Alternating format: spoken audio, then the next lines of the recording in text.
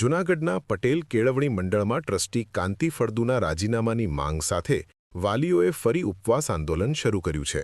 આ દરમિયાન કાંતિભાઈના પુત્ર ચેતન ફળદુએ ધારાસભ્ય સંજય કોરડિયા અને નિલેશ ધુલેશિયા સામે કરેલા અભદ્ર વાણીવિલાસથી વિવાદ વકર્યો છે।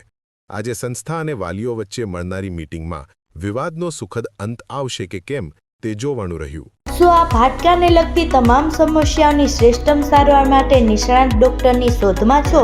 તો હવે હાડકાના નિષ્ણાત સર્જન તેમજ વર્ષોના અનુભવી ડોક્ટર અમિત બામણિયા દ્વારા વિનાયક ઓર્થોપેડિક હોસ્પિટલ ખાતે હાડકાના દર્દોનું નિદાન અને સારવાર રહેશે ઉપલબ્ધ। સાથે અહીં ગંભીર પ્રકારના ફ્રેક્ચરના ઓપરેશનો, ગોઠણ, ખંભા તથા શરીરના અન્ય સાંધાઓની સારવાર, કમર તથા સાયન્ટિકાના દુખાવાની સારવાર મળશે।